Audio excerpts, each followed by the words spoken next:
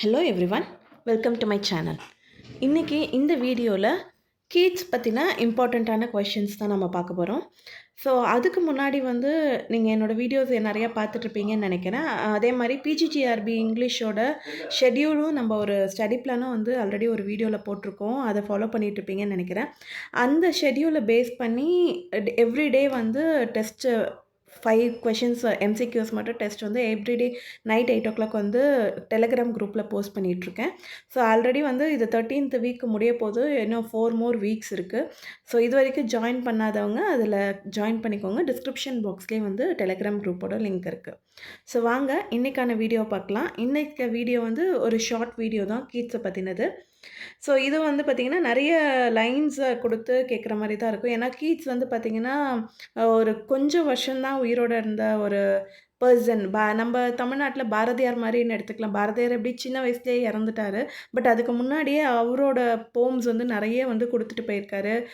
நிறைய தாக்கத்தை ஏற்படுத்திட்டு போயிருக்காரு இல்லைங்களா? அதே மாதிரியே தான் கீட்ஸுமே கம்மி இயர்ஸ் தான் இருந்தாலுமே அவரோட போம்ஸ் பார்த்திங்கன்னா ரொம்பவே நிறைய நல்ல நல்ல போம்ஸ்லாம் நிறைய இருக்குது. அவரோட போம்ஸ் இல்லாத, கீட்ஸுன்ற பேர் இல்லாத ஒரு எக்ஸாமை கூட நீங்கள் பார்க்க முடியாது. அதே மாதிரி சிலபஸ், எந்த சிலபஸ் ஆகட்டும், கீட்ஸுன்ற பேர் கண்டிப்பாக இருக்கும். புது சிலபஸாக இருந்தாலும் சரி, பழைய சிலபஸாக இருந்தாலும் சரி, கீட்ஸ் கண்டிப்பாக இருப்பார். ஸோ இந்த இதில் பார்த்திங்கன்னா நம்மளுக்கு ode to nightingale, ode to autumn, அந்த மாதிரி ஒரு சில போம்ஸ், ஓட்லாம் ப்ரிஸ்கிரைப் பண்ணியிருக்காங்க.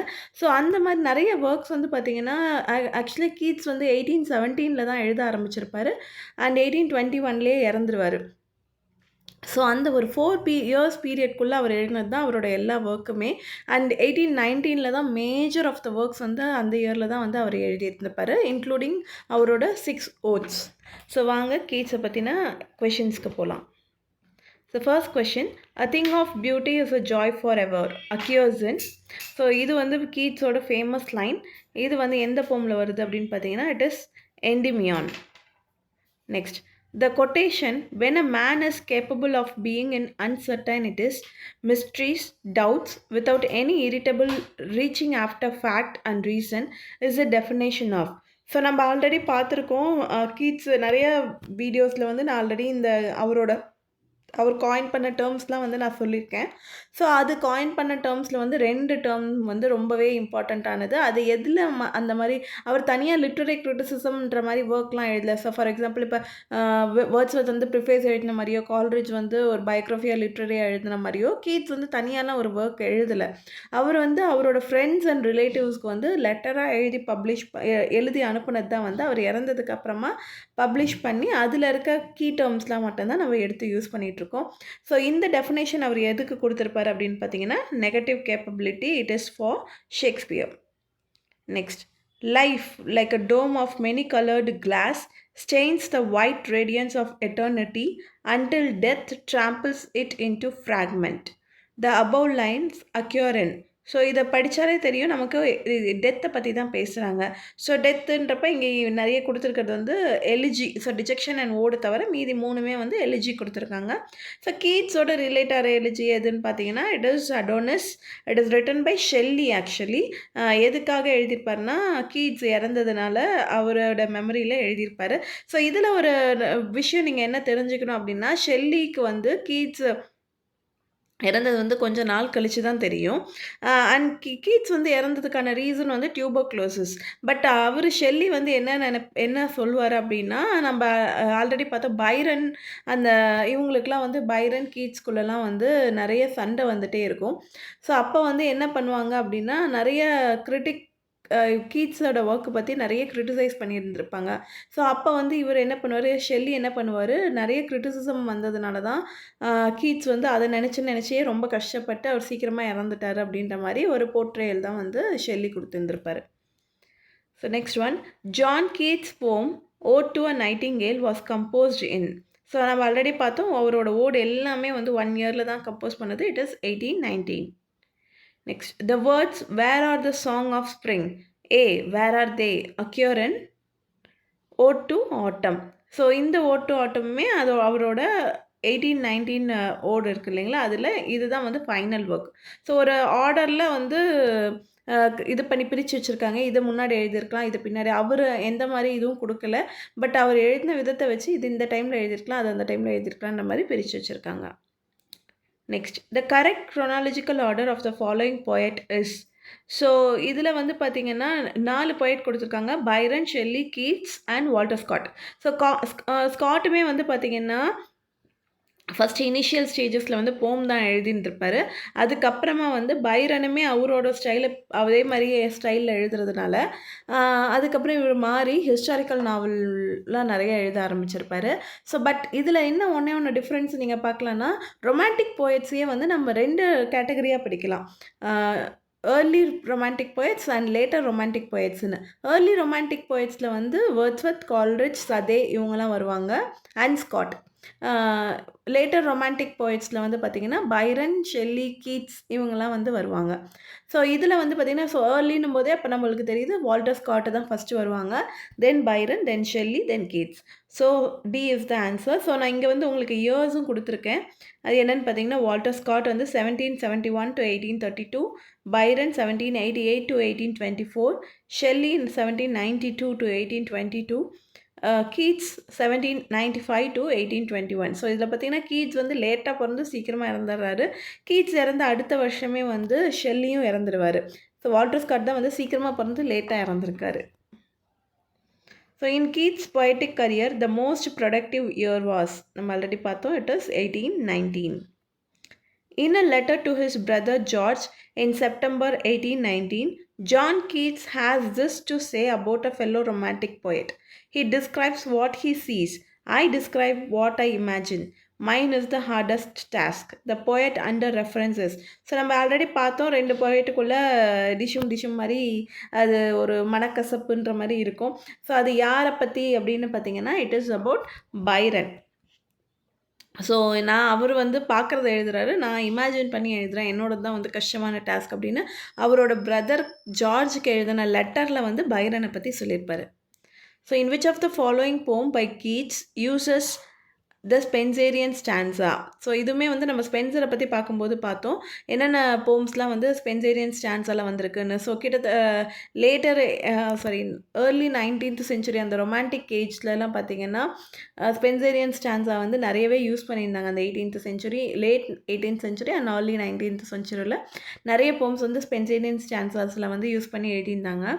ஸோ இதில் கீட்ஸோட போம் பார்த்திங்கன்னா the Eve of Saint Agnes. So அடோனஸுமே வந்து ஸ்பென்சேரியன் ஸ்டான்ஸாவில் எழுதினது தான். 55 ஸ்டான்ஸா இருக்க ஒரு poem. Next, the term egotistical sublime was coined by, it is John Keats. So வேர்ட்ஸ்வர்த்தை பற்றி எழுதும்போது இதை எழுதியிருப்பார், இந்த டேர்மை காயின் பண்ணியிருப்பார்.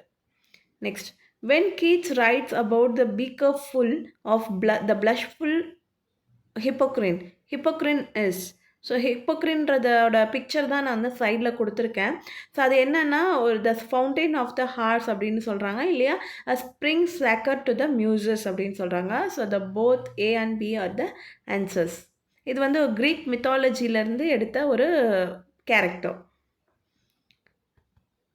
ஸோ கீட்ஸுமே பார்த்தீங்கன்னா க்ரீக் மித்தாலஜிலேருந்து நிறைய கேரக்டர்ஸ் யூஸ் பண்ணியிருப்பார். ஸோ இதுக்கெல்லாம் யார் பிகினிங்காக இருந்தாங்க அப்படின்னு பார்த்தீங்கன்னா, இங்கிலீஷ் லிட்ரேச்சரில் மோஸ்ட்லி வந்து ஸ்பென்சரை தான் சொல்லுவாங்க. ஏன்னா ஸ்பென்சர் தான் வந்து நிறைய யூஸ் பண்ணியிருந்திருப்பார். க்ரீக் மித்தாலஜியிலேருந்து நிறைய கேரக்டர்ஸ், அந்த மாதிரி பிளேசஸ், அந்த மாதிரிலாம் யூஸ் பண்ணியிருந்திருப்பார். அவரை பார்த்து தான், அவர்லேருந்து தான் மில்டனே யூஸ் பண்ணியிருக்காரு அப்படின்ற மாதிரி சொல்லுவாங்க.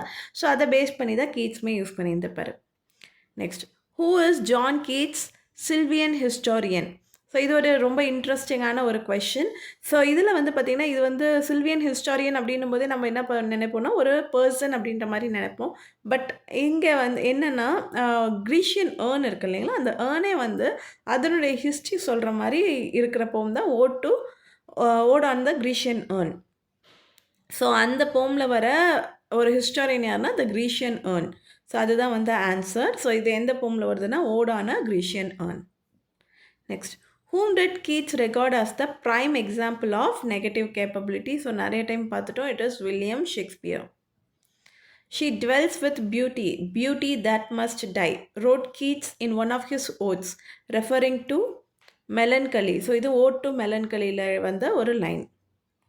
Dash, the very word is like a bell to toll me back from thee, to my sole self which word. So இது இந்த லைன் எதுலேருந்து வருதுன்னு பார்த்தீங்கன்னா ஓ டு நைட்டிங்கேர்லில் வரும். ஸோ அவர் வந்து நானும் பறந்து வந்துட்டே இருக்கேன் அப்படின்ற மாதிரி ஒரு போம் எழுதியிருப்பாரு nightingale, oh to nightingale. So அந்த ஓ டு நைட்டிங்கேலில் வந்து நைட்டிங்கேலை பற்றி ஒரு சூப்பரான ஒரு டிஸ்கிரிப்ஷன், அதனுடைய மியூசிக் எப்படி இருக்குது அப்படின்ற மாதிரிலாம் சொல்லியிருப்பாரு. ஒரு சில லைன்ஸ்லாம் வந்து பார்த்திங்கன்னா அவரோட ஓன் பெயின், ஏன்னா டியூபர்குலோசிஸ் இருக்கும்போது அந்த த்ரோட் பெயின் அதெல்லாம் இருக்கும் இல்லைங்களா, அந்த அவரோட ஓன் பெயினுமே இன்க்ளூட் பண்ணதாக வந்து சொல்லுவாங்க. ஸோ இந்த லைன் பார்த்தீங்கன்னா forlorn. Next, a rosy sanctuary will I dress with the wreathed trellis of a working brain. The above lines are quoted from Ode to Psyche. So இங்கே வந்து கொடுத்துருக்க மேட்ச் த ஃபாலோயிங் கொடுத்துருக்காங்க. இதுவுமே நெட்டோட question பேப்பர்லேருந்து தான் எடுத்திருக்குது. So இங்கே வந்து பார்த்திங்கன்னா mostly ஒரு சில ஆத்தர்ஸ் வந்து இந்த பேர் சொன்னாலே அந்த ஆத்தர் தான் அப்படின்ற மாதிரி ஒரு போம் எழுதியிருக்கலாம், இல்லை அந்த பர்டிகுலர் பேர்டை வந்து திருப்பி திருப்பி அவங்களோட ஒர்க்ஸில் வந்து இன்க்ளூட் பண்ணியிருப்பாங்க. ஸோ அந்த மாதிரி யாருன்னு பார்த்தீங்கன்னா கீட்ஸ், ஷெல்லி, ஹாப்கின்ஸ், டெட் ஹர்ட்ஸ், இவங்க 4 பேர்த்து கொடுத்துருக்காங்க. ஸோ இவங்க எந்தெந்த பேர்டு யூஸ் பண்ணாங்கன்னு பார்த்தீங்கன்னா கீட்ஸ் ஆப்வியஸ்லி நைட்டிங்கேல், ஷெல்லியும் ஸ்கைலார்க்கை பற்றி ஒரு ஓடு எழுதியிருக்காரு. ஜிஎம் ஹாப்கின்ஸ் வந்து ஃபால்கன் அந்த அந்த ஒரு பேர்டை வந்து யூஸ் பண்ணியிருந்திருப்பார் அவரோட போம்ஸில். அதே மாதிரி டெட் ஹியூஸும் வந்து ஹாக்கை பற்றி நிறைய யூஸ் பண்ணியிருந்திருப்பார் அவரோட போம்ஸில். Next, the island setting of Latmos figured in Keats. So இந்த லாட்மாஸ் ஐலாண்ட் அப்படின்றது வந்து எந்த ஒர்க்கில் வருது அப்படின்னு பார்த்தீங்கன்னா இட் இஸ் எண்டிமியான். ஸோ இதை மாற்றி கூட கேட்கலாம், எண்டிமியானில் வர ஐலாண்டோட பேர் என்ன அப்படின்ற மாதிரியும் கேட்கலாம். ஸோ இதை ரெண்டுத்தையும் நோட் பண்ணி வச்சுக்கோங்க. Next, with what does the speaker claim to be half in love in Ode to a Nightingale? The answer is the peace that comes with death. One of the most quoted statements on poetry by John Keats is reproduced with blanks below. Complete the statements with correct words.